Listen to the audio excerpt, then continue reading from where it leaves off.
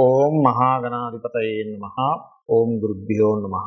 ఓం శ్రీమాత్రే నమః.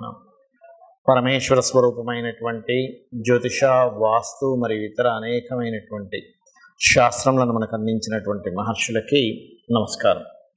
హయగ్రీవ హయగ్రీవ హయగ్రీవేతియో వదేత్తస్య నిస్సరతే వాణి జన్మకన్యా ప్రవాహవత్. అరుణాం కరుణాతరంగితాక్షీం ధృతపాశాంకుశపుష్పబాణచాపాం అనిమాదిభిరావృతాం మయూకైః అహమిత్యేవ విభావయే భవానీం. శ్రీమాత్రే నమః. ప్రేక్షకులకి ఆ లలితాంబిక అమ్మవారి యొక్క అనుగ్రహం పరిపూర్ణంగా కలగాలని మనస్ఫూర్తిగా కోరుకుంటూ మనం ఈరోజు చెప్పుకోబోయే టాపిక్ ఏమిటి అంటే, ప్రస్తుతం ఉన్నటువంటి గోచార గ్రహాలు ఏవైతే ఉన్నాయో కాస్త అగ్రెసివ్ కలిగించేటువంటి ఫలితాలు ఇచ్చేటువంటి దాంట్లో ఉండడం వల్ల మనం ఆల్రెడీ డిసెంబర్ జనవరిలోనే ప్రిడిక్షన్ ఇవ్వడం జరిగింది. అదేదో మన గొప్పతనం కాదు. అంటే మనకి మహర్షులు అందించిన దాని పరంగా కుజుడు రాహు కానీ, కుజుడు శని కానీ, రవి రాహు కానీ కలయికలు ఉన్నప్పుడు గందరగోళమైనటువంటి పరిస్థితులు ఉంటాయి. గొడవలు, పోలీసులు, అరెస్టులు, లేకపోతే ఇట్లాంటివి ఉంటాయని చెప్పడం జరిగింది. పాత వీడియోలోకి వెళ్తే మీకు కనబడుతుంది చాలా స్పష్టంగా. అయితే ఇది చాలామంది అడుగుతుంది ఏమిటంటే, నన్ను ఏమండి మరి ఈ కాంబినేషన్ ఎప్పటి వరకు ఉంది, దీనికి మా రాశి వారు ఏదైనా చేసుకోవాలా అని ఎవరికి వాళ్ళు అడుగుతూ ఉన్నారు నాకు. అయితే దీనికి మరి ప్రతి లగ్నం తెలియని వారు రాశివారు ముఖ్యంగా జూన్ 1వ తేదీ వరకు ఈ కాంబినేషన్ ఉంటుంది. జూన్ 1 వరకు గుర్తుపెట్టుకోండి. కాబట్టి ఈ జూన్ 1 వరకు ఎటువంటి జాగ్రత్తలు తీసుకోవాలి, ప్రతి రాశి వారు ఏ పరిహార మార్గం చేసుకోవాలనేటువంటి విషయం మనం ఇప్పుడు తెలుసుకుందాం. సింహలగ్నము, సింహరాశి. లగ్నం తెలిస్తే లగ్నం నుంచి చూసుకోండి. లగ్నం తెలియనటువంటి వారు రాశి నుంచి చూసుకోవచ్చు.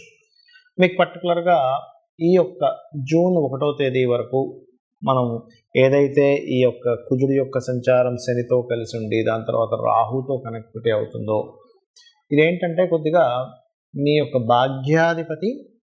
భాగ్యస్థానం అంటారు, అంటే చతుర్థ భాగ్యాధిపతి పాపగ్రహాలతో కలవడం వల్ల కొంతవరకు ఇక్కడ గురువు దృష్టి 4వ స్థానం మీద ఉంది, కానీ 4వ స్థానాధిపతి ఈ గ్రహాలతో కలుస్తున్నాడు.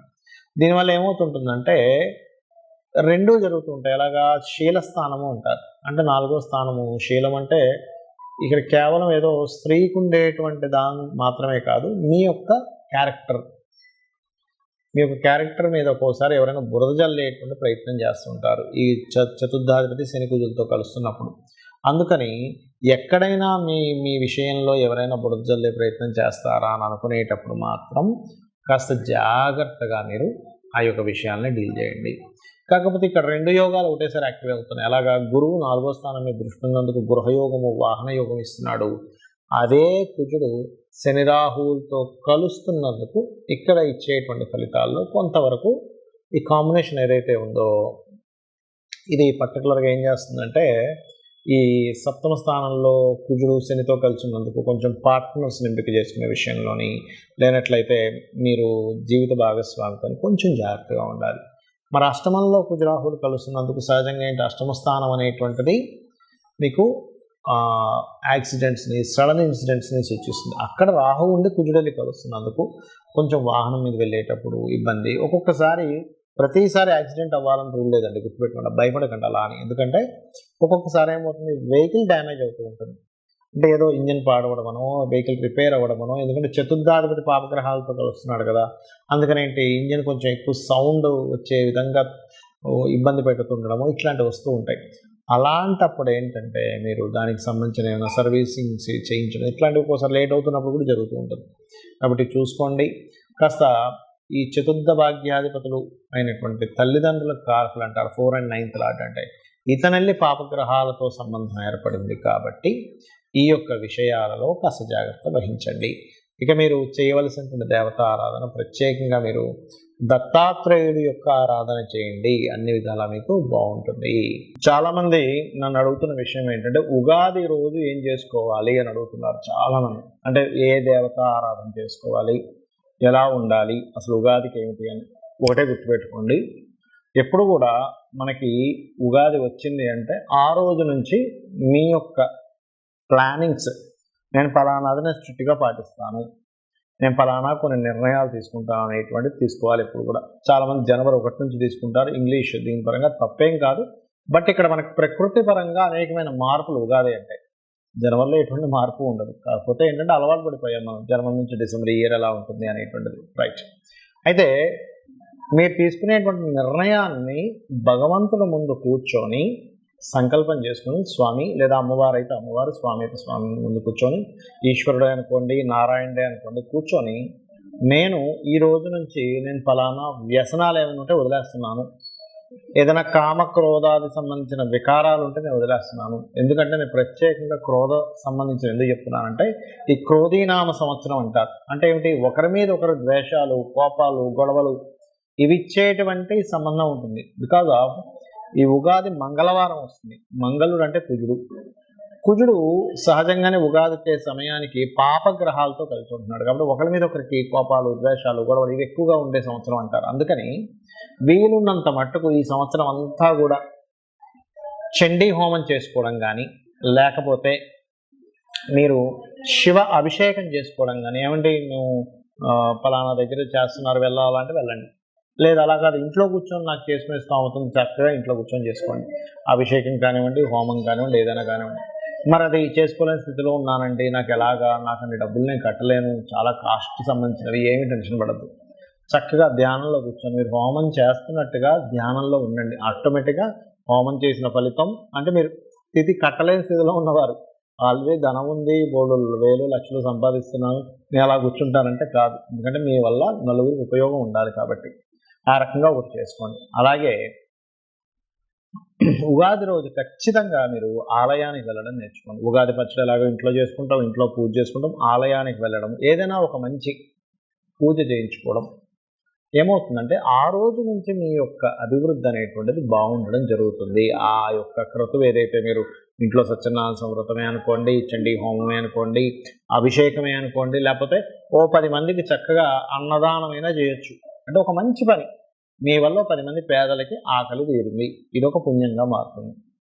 ఇక్కడ ఇంకొక విషయం చెప్తాను ఏమిటంటే, ఇప్పుడు వరకు మనం చెప్పుకున్నాం కుజరాహువులు, కుజశనులు ఈ కాంబినేషన్ వల్ల కొంచెం జాగ్రత్తగా ఉండాలి జూన్ 1 వరకు అని. అయితే దీనికి పర్టికులర్గా ఏంటంటే ఈ కాంబినేషను వల్ల మీ పర్సనల్ చార్ట్లో కూడా ఇటువంటి కాంబినేషన్ ఏదైనా ఉంటే, అంటే మీ జాతకంలో శని కుజులు కలిసి ఉన్నారండి, శని రవి కలిసి ఉన్నారు, లేదా రాహు రవి కలిసి ఉన్నారు అన్నప్పుడు మీ జాతకంలో చూసుకుంటే కనబడుతుంది. అలాంటి వారు మరింత జాగ్రత్తగా ఉండండి. ఎందుకంటే ఎనర్జీ జాతచక్రంలో ఏ ఎనర్జీ ఉందో మనకి మన ఖగోళంలో అంటే గోచారంలో కూడా ఆ ఎనర్జీ ఫామ్ అయి ఉంది. అప్పుడు ఏమవుతుంది, సేమ్ ఎనర్జీ మన జన్మజాతకంలోని గోచారంలో ఫామ్ అయినప్పుడు ఆ ఎనర్జీస్ పెరుగుతాయి. అంటే అలాంటి వాళ్ళు ఎటువంటి జాగ్రత్తలు తీసుకోవాలో చెప్తాను. కోపం పెరుగుతుంది తెలియకుండా, మనిషికి చిన్న చిన్న విషయాలకి కోపగిస్తూ ఉంటాడు. దాన్ని కొంచెం అర్థం చేసుకొని దాన్ని తగ్గించుకోండి. అలాగే రెండవది ఏమిటంటే కొంచెం బీపీ లెవెల్స్ ఉన్నటువంటి వారు కొంచెం జాగ్రత్తగా ఉండండి. మీ జన్మజాతకంలో కనుక స్మూత్ అంటే కూల్గా ఉండేటువంటి స్వభావం ఉన్న గ్రహాల యొక్క దశలు కనుక నడుస్తున్నాయని కూడా అప్పుడు ఏమీ కాదు. అంటే ఎవరు బుధదశ కానీ, శుక్రదశ కానీ, గురుదశ కానీ, చంద్రమహర్దశ కానీ ఇలాంటి దశలు నడుస్తుంటే ఏమీ అవ్వదు. అలా కాకుండా లేదండి మాకు కుజదశ నడుస్తుంది, శని మహర్దశ నడుస్తుంది, రాహుదశ నడుస్తుంది అంటే అగ్రెసివ్ కలిగించే దశలు నడుస్తూ అవి పర్టికులర్గా లగ్నానికో, షష్టమ స్థానానికో అంటే 6వ స్థానానికో, 8వ స్థానానికో ఇలా కనెక్టివిటీస్ ఉన్నప్పుడు మాత్రం కొంచెం ప్రతి విషయాన్ని మీరు మాట్లాడేటప్పుడు కానీ కొంచెం జాగ్రత్తగా ఉండండి. అంటే గోచారంలో ఈ గ్రహాల యొక్క స్థితి ఉన్నప్పుడు మీ జన్మజాతకంలో ఆ దశలు నడిచేటప్పుడు అది కోరిలేట్ అయ్యి దాని ప్రభావం పెరుగుతుంది. దీనికి ఏమిటి రెమెడీ, చాలా సింపుల్. చక్కగా శివాలయానికి వెళ్ళాలి, అభిషేకం చేసుకోవాలి, లేదా మీకు దగ్గరలో గోశాల ఏదైనా ఉంటే గోశాలకు వెళ్ళాలి, చక్కగా గోవుకి బెల్లము, క్యారెట్స్ తినిపించండి, సాక్షాత్ అమ్మవారిని చూశాననేటువంటి భావనతో గోవుని చూడండి, గోవుకు తినిపించండి, మైండ్లో ఫిక్స్ అవ్వండి. నేను చక్కగా రెమెడీ చేసుకున్నాను, నేను చక్కగా గోవుకి తినిపించాను, నేను అభిషేకం చేసుకున్నాను, నేను క్లియర్. ఫస్ట్ మీరు ఈ రకమైనటువంటి మైండ్ సెట్తో ఉండాలి. అప్పుడు ఏమవుతుందంటే మీ జన్మజాతకంలో ఎటువంటి దోషం ఉన్నా, గోచారంలో ఎటువంటి దోషాలు ఏర్పడినా ఏమీ అవ్వదు. ఫస్ట్ మీరు నేను అమ్మవారి పాదాలు పట్టుకున్నాను, అమ్మవారు నాతో ఉంది, నాకు ఏమీ కాదనేటువంటి భావన మీలో రావాలి. అలా చేసుకుంటూ మీరు ఈ సంవత్సరం అంతా కూడా బాగుండాలని మనస్ఫూర్తి కోరుకుంటూ శ్రీమాత్రే నమః.